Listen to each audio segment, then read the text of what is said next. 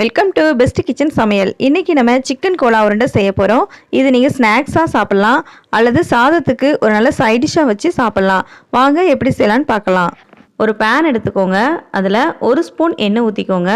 எண்ணெய் நல்லா சூடானதும் அதில் 1 ஸ்பூன் சீரகம் போட்டுக்கோங்க. கூடவே 4 பச்சை மிளகாய். இன்றைக்கி நம்ம சின்ன வெங்காயம் உரித்து வச்சுருக்குறோம். இந்த மாதிரி முழுசாக நீங்கள் 100 கிராம் சேர்த்துக்கோங்க. இதை நம்ம லைட்டாக வதக்கலாம். ரொம்ப வதங்கணும்னு அவசியம் இல்லை. நம்ம மீடியமாக வதக்கி இதை மிக்ஸி ஜாரில் மாற்றி நம்ம இதை அரைக்க போகிறோம். நல்லா வதங்கிட்டு இப்போ இதை மிக்ஸி ஜாருக்கு மாற்றிடலாம். கூடவே தேங்காய் ஒரு சில் சேர்த்துருக்குறோம். சேர்த்து இதை அரைச்சி வச்சுக்கலாம். பொரிகடலை 1 கப் இந்த மாதிரி மிக்ஸி ஜாரில் திரிச்சு வச்சுக்கோங்க. கூடவே 1/2 கிலோ சிக்கன் நம்ம வாஷ் பண்ணி எடுத்து வச்சுருக்குறோம். இந்த மாதிரி போன்லெஸ் சிக்கனாக நீங்கள் எடுத்துக்கோங்க. அப்போனா தான் நம்ம மிக்சியில் அரைச்சி செய்கிறதுக்கு நல்லாயிருக்கும். இந்த சிக்கனை இப்போ நம்ம மிக்சியில் இந்த மாதிரி தண்ணி இல்லாமல் நல்லா அரைச்சி எடுத்துக்கோங்க. இப்போ இதில் மிக்சியில் அரைச்ச மசாலாவை ஆட் பண்ணலாம். இந்த மசாலாவில் நம்ம என்னெல்லாம் சேர்த்தோம் அப்படின்னா சீரகம், பச்சை மிளகாய், சின்ன வெங்காயம் இதெல்லாம் வதக்கிட்டு தேங்காய் சேர்த்து நம்ம மிக்சியில் அரைச்சி வச்சுருக்குறோம். அதை தான் இப்போது சிக்கனோட சேர்த்து நம்ம நல்லா மிக்ஸ் பண்ணுறோம். இது நல்லா தண்ணி இல்லாமல் ட்ரையாக இருக்கிற மாதிரி பார்த்துக்கோங்க. இப்போ இது கூட நம்ம திரிச்சு வச்சுருக்கிற பொரிகடலை மாவை சேர்த்துக்கலாம். சப்போஸ் உங்களுக்கு சிக்கன் கொஞ்சம் தண்ணியாக இருக்குது, ஈரப்பதமாக தெரியுது அப்படின்னா பொரிகடலை மாவு எக்ஸ்ட்ரா கொஞ்சம் சேர்த்து நல்லா பிசைஞ்சு விட்டுக்கோங்க. தண்ணியாக இருந்துச்சு அப்படின்னா நம்மளுக்கு உருண்டை பொரிக்கும் போது உதிர்ந்துடும். அதனால தான் நம்ம கொஞ்சமே ட்ரையாக வைக்கிறது. இப்போ நல்லா நம்ம பிசைஞ்சு விட்டுருக்கோம். இது கூட நம்ம 1 ஸ்பூன் வத்தல் தூள் சேர்த்துக்கலாம்.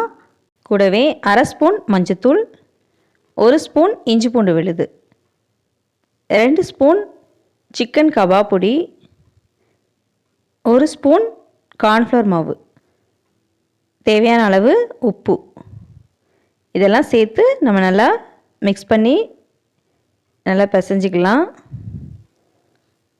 பாருங்கள், இந்த மாதிரி நம்ம பிசைஞ்சு எடுத்துக்கலாம். இப்போ இது கூட மல்லி இலை கொஞ்சமாக சேர்த்துக்கலாம்.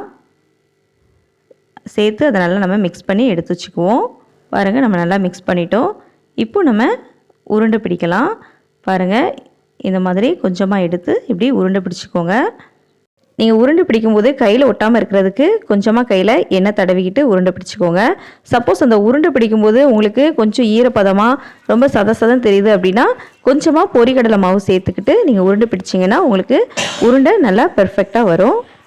இந்த மாதிரி எல்லாத்தையும் உருண்டை பிடிச்சி எடுத்து வச்சுக்கலாம். இப்போ நம்ம எல்லாத்தையும் பொரிச்சு எடுக்கலாம்.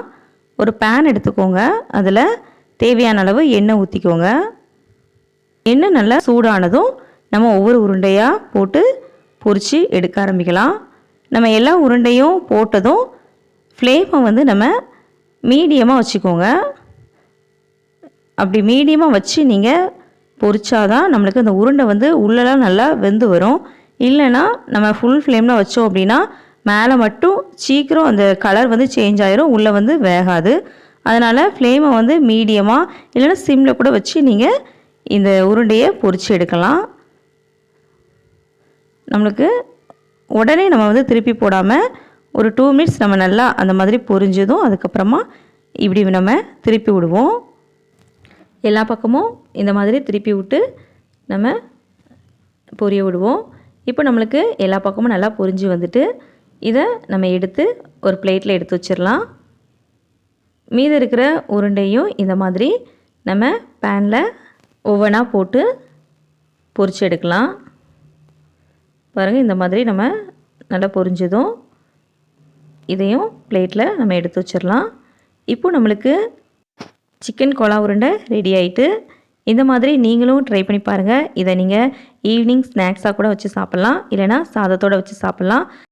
கண்டிப்பாக சிக்கன் கோலா உருண்டை இந்த மெத்தடில் செஞ்சு பாருங்கள். ரொம்ப சாஃப்டாக டேஸ்ட்டாக கிறிஸ்பியாக இருக்கும்.